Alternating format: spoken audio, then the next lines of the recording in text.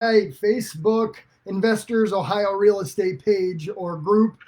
We are live here again. It is Wednesday, right around noon. We try to go live every Wednesday and talk about topics that are going to impact our investors or ourselves, because we're investors as well. So Corey has agreed to kind of lead the topic today, and what he's going to go over is now what? If I'm an investor, what's the next step? Now I've identified a property, I've got it under contract. What do we do next? So, Corey, I'm going to pass it off to you, and then we will all discuss this topic in depth. Perfect. Thank you, Blaise. And so, we've been talking about the last few weeks, if you've been following along, like Blaise a few weeks ago, making your plan, not just worrying about one property at a time, but what's your investment plan for your portfolio, how to make this scale for you. Rich recently was covering how to identify areas and understand what the amenities for that area are.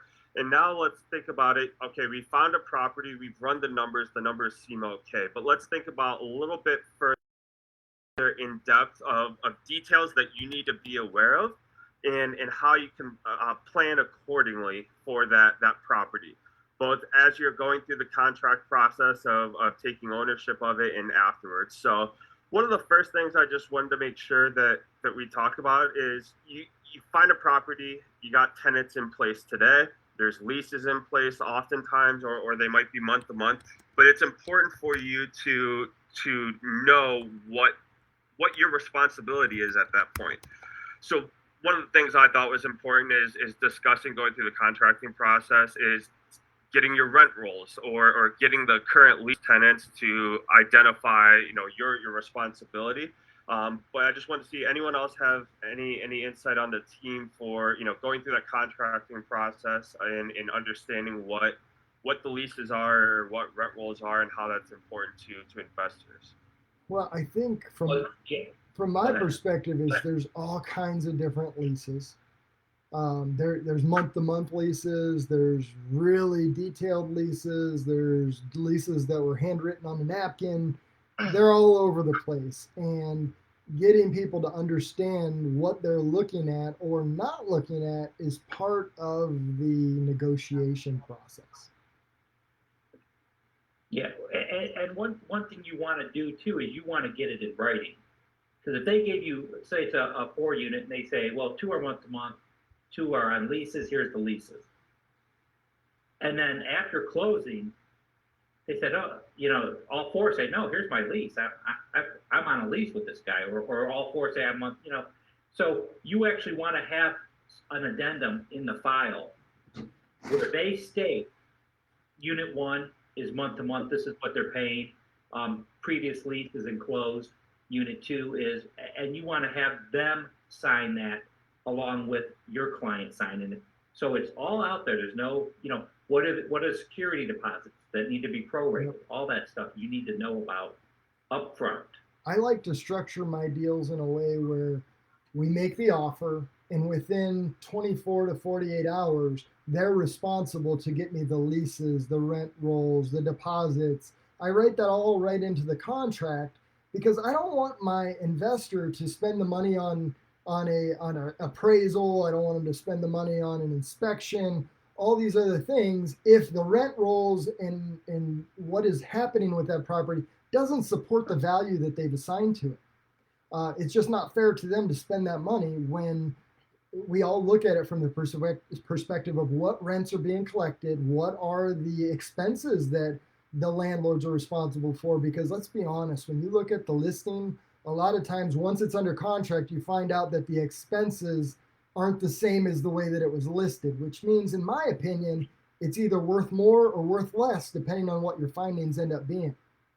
Now, are you depending on rent roll, or are you depending on Schedule E's at that point? It could be either or. I ask for, I kind of write that into the contract: Schedule E's, rent rolls, leases, deposits, contact information if they'll give it to me up front. Most of the time, they won't give you the people that are renting it their direct contact information up front. They wait till closer to closing. Right, they'll wait till the end, but you can still, Schedule E's are your okay. Well, let's talk about the benefits and disadvantages of Schedule E's. What is a Schedule E, first off? Schedule E is the part of your tax return where you have to disclose, and I don't care if you're a corporation or anything else, you have these rental properties, they're on Schedule E's, all right? And it's breaking down the income you brought in and the expenses you had on that property. That's what, according to the government. Now, are they fudged a little bit? Yeah, they very well may be fudged, all right? However, I'm going to start with going off the Schedule E's because that's going to be the most accurate information. If they say, well, geez, I only pay $800 a year in expenses on this property is what they're telling you, based on their rent rolls and everything else. And then you look at the Schedule E and they've got $15,000 a year on this property. There's a big disconnect. Let's discuss this. It's not that it's a deal killer at that point. It's just, all right, I identified this. Now let's get more information to identify, do I need to further negotiate, or are there two sets of books that are being had here? I need both. I need as much information to represent my buyer the way that they should be, if it's available. Honestly, sometimes the rent rolls I get, I had one 2 weeks ago where the rent roll was written on one piece of paper and said for the 4 units, one was vacant, one of them paid on time, and the other 2 had not paid for the month of September. Well, what about the other 2 years? It just said for the month of September, and that was what the guy thought a rent roll was. So I was kind of put in a pickle where I couldn't get additional information. Let me just point out also that I'm always amazed at how very little information can be in listings. It makes me wonder who's listing the property. Do they know what they're doing? No kidding. Thank you, Scott. Yeah, there absolutely. are some bad listings out there as far as the agent putting the info in. Most of my discussions about expenses, when they send me over the list of expenses, it's completely different than what's in the MLS. So again, it's important to get that information quickly right up front. And a lot of these people that have listed these properties, they don't have it. So you've got to be on top of them and really push that, hey, you're going to kill the deal if you don't get me these rent rolls and Schedule E's and all this stuff. You should have, you listed an investment property. You should have got this information at the listing appointment.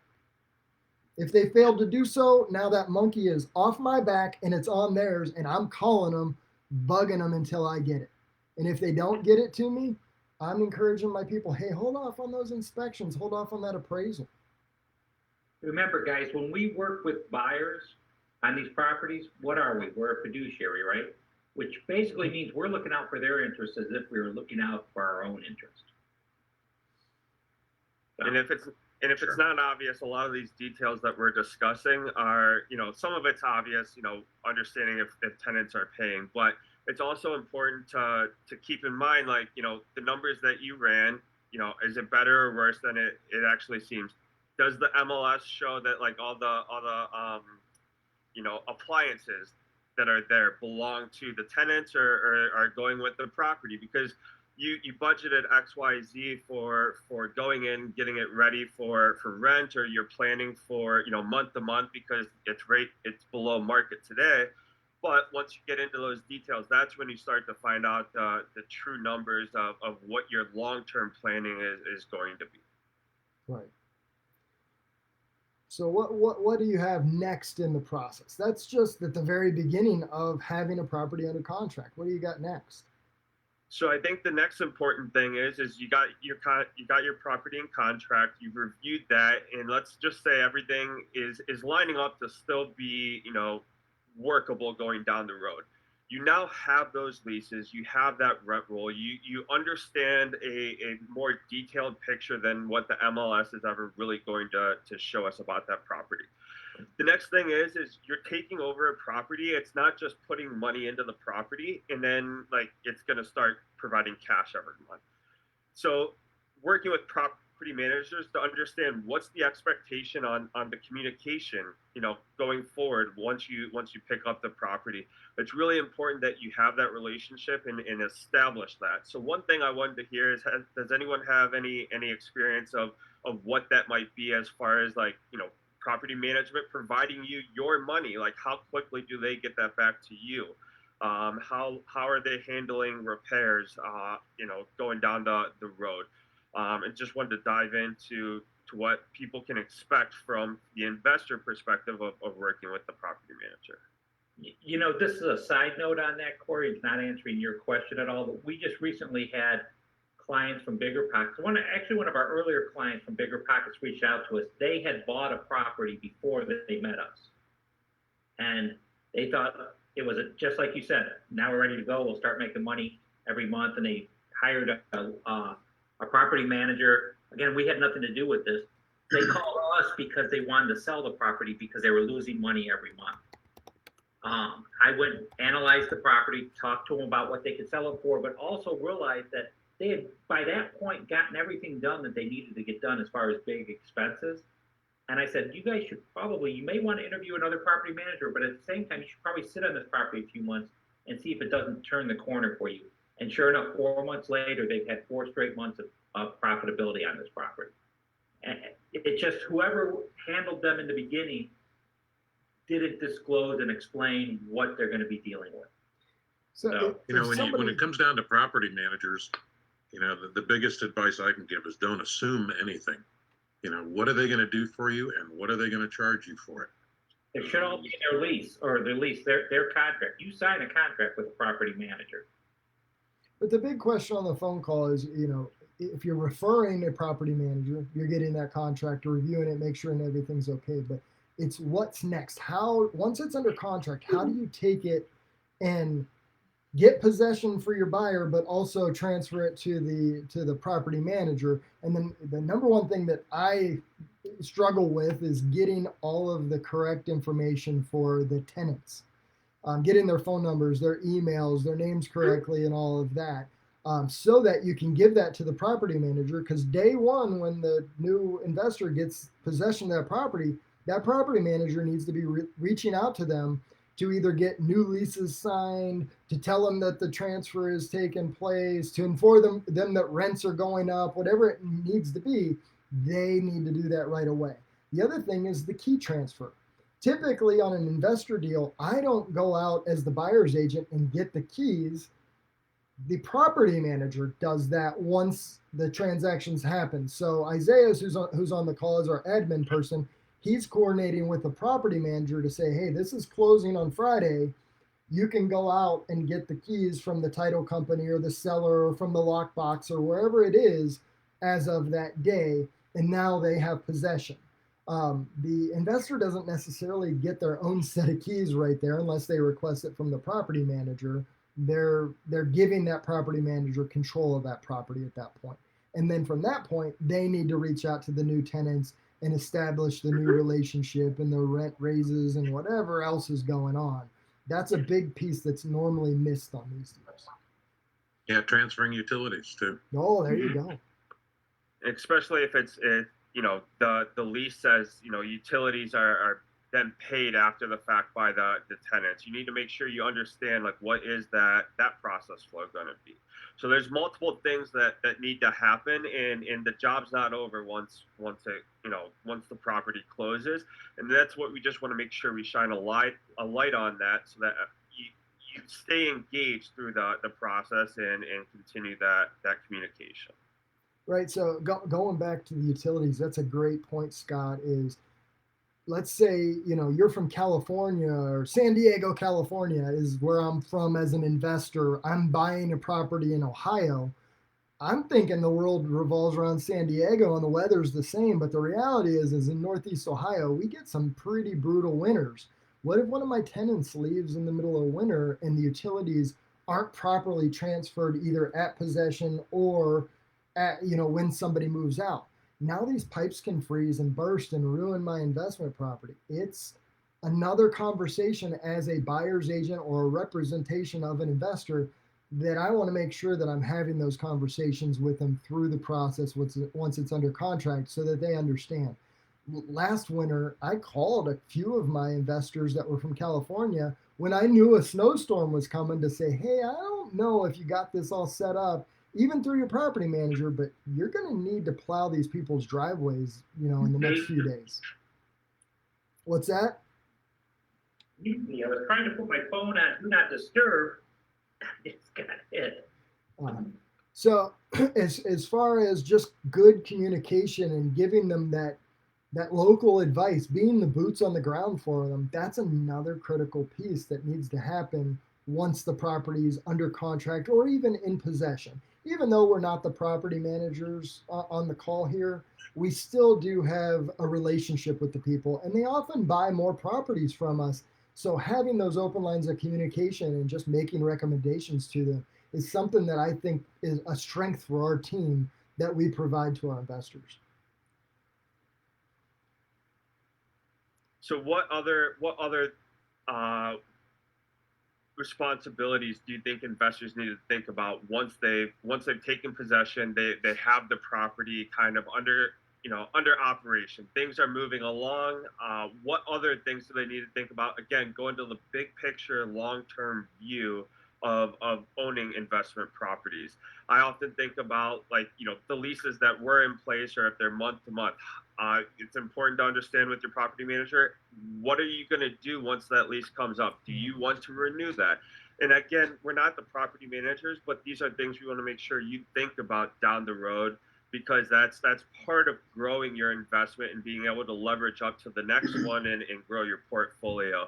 But I was just thinking about, reviewing leases the other day, and one's coming up in a few months. Like, that's your opportunity to either make improvements to then, generate higher rents. But what other things do you think about?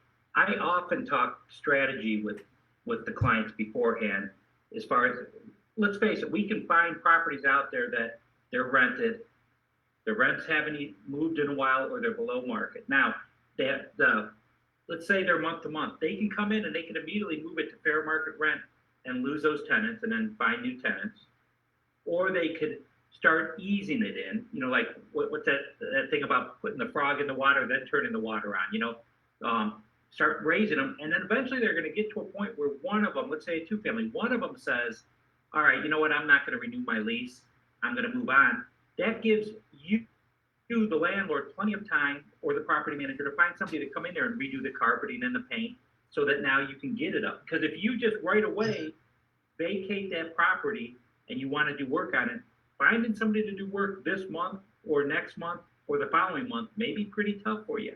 You may be a few months out. So now not only do you have the lost rent, but you also, that's happening from it, but you have the cost of the construction. So most people, they just look at the cost of construction and factor that into their gain or loss.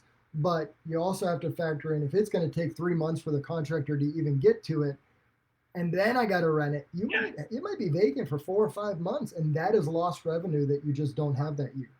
So I just did a deal for someone where, 3 of the units were occupied, but one's vacant, and it's going to take some work to bring it up to, being something somebody'd want to rent. So we had to look hard at, what's this property going to look like with 3 of 4 paying and not 4. And it's still worked out. It's not, they got to get that 4th one done. Yeah, but if they're cash flowing on 3 of the 4, they're not losing money after we do our expense analysis, then this could be a home run down the line. Mm-hmm. And that's why it's important that when you're looking at, and every property is different. The scenarios of the people living in it are different. The scenarios of the rents coming in, leases. That's why you've got to look at it and do a game plan with your client. Corey, I think the number one answer that we've discussed before on these calls is to put in place with your property manager a way to systematically raise the rents year over year. If I were to go to a large corporate apartment building, they don't just say, oh, you're a nice tenant and you've rented for us for a couple of years, we just want to leave your rents alone so that you'll stay. They build it right into the lease. Hey, we're going to raise your rent every year by 4%. So you're taking these bite-sized chunks every year and you're increasing the rents. Where a lot of landlords, most landlords, fail is they let people go to a month to month because they're not a big corporation. They form a relationship and they feel bad for people. But this is a business. You're buying an investment property. You're an investor. So you got to systematically raise those rents so that it happens automatically. And it's not such a large chunk. Because if I've got somebody that I charged $700 in 2008 and I left it alone all this time, and now I want to raise them to market rents of $1,200. They're going from 700 to 1,200. It'll blow their mind, and they'll have to move out. But that same person, if since 2008 you raised it $50 a year, they budgeted for it, and they're still not going anywhere. They enjoy their property. They're comfortable there. That's their home at this point. It's just a different way of looking at it. So if the big corporations that own apartments are doing this, why aren't the little guys that are buying investment properties doing the same? It is, in my opinion, the number one failure that investors make. It's not buying the property right or having these huge cash flows. It's systematically raising your rents over time so that in year 5 or in year 10, your cash flow is ridiculous.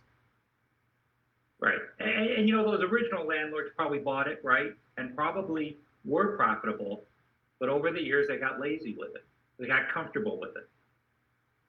Or they let emotions take over and they feel bad for the tenant. I don't want to raise their rents because I'll hurt their feelings. Yeah, they become friendly or friends with the tenants in a lot of cases. I'm surprised at how often I'll see you do get a lease. First of all, how old that lease is. That it's not landlord friendly.